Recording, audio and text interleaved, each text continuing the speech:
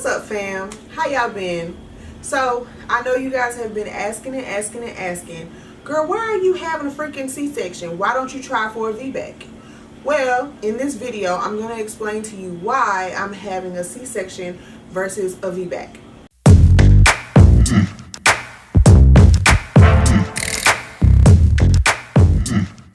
So first things first, what is a Vbac? A Vbac is vaginal birth after cesarean. A lot of women try to have Vbacs. There are a lot of women that are successful, some that aren't. If you guys have been following my journey, then you know that with my firstborn, Tej, I had a C-section. It wasn't a scheduled C-section, it was an emergency C-section. After being in labor for a day and a half, I ended up having to have an emergency C-section. If you have not watched my birth vlog, I'll leave that down in the description box for you guys to check out. So, why am I not having a Vbac? The ultimate reason why I'm not having a Vbac is because none of the doctors here locally in my county offer Vbacs. None of them. And the closest county that offers Vbacs is an hour drive away from me. Yes, you heard me, an hour.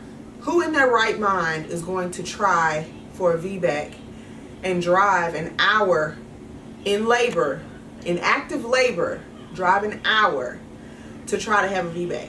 I did not want to risk my life nor my baby's life trying to drive an hour just to try for a Vbac when I don't know if it's even going to be successful. I know that my uterus is tilted and it is reversed. So when you're looking at a uterus, your uterus is supposed to be like this. Well, mine is tilted to the left and it's backwards. It's flipped the opposite direction. So the odds of me getting pregnant alone is very slim. The odds of me carrying to term was very slim, but I beat all of those odds. Now, I do want to say that I did want to try for a Vbac, but there were a lot, and I do mean a lot of risk with trying for a Vbac in my specific case, because I could have a ruptured uterus and all kind of things. And with having a ruptured uterus, you can literally die from that, okay? I have had a friend that she passed away right before I found out I was pregnant with my firstborn, Tej. And she was trying for a Vbac and ended up passing away in the middle of delivery.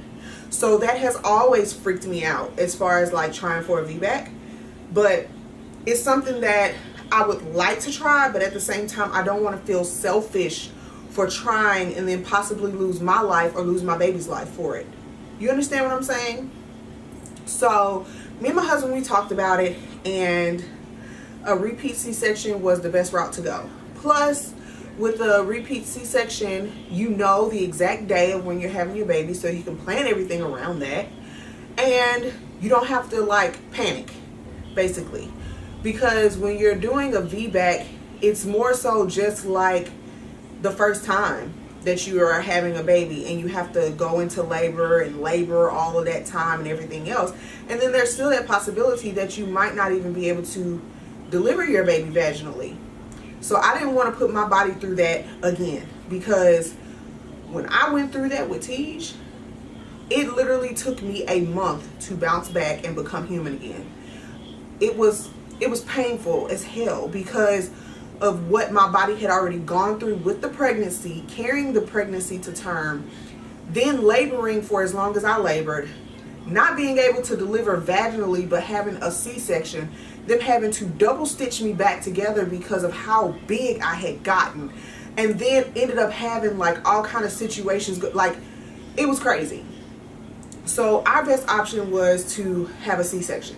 So that is ultimately the reason why I'm not trying for a Vbac, is because I know that my chances of having a ruptured uterus and some other complications because of the position of my uterus and, you know, all of that stuff, the scientific things, could cause, you know, some serious things to go wrong. So we chose to have a repeat C-section. Hopefully that answers all of you guys' questions. If you guys have any other questions for me, please leave them in the comment section down below. Don't forget to follow me on all of my social media. That'll be in the description box. Make sure you check that out. Hit that thumbs up button if you have not already, and that subscribe button. And I will check you guys in the next video. Bye. Y'all know how it is when your straps get super duper dirty and you have to take apart your car seat so that you can clean them. So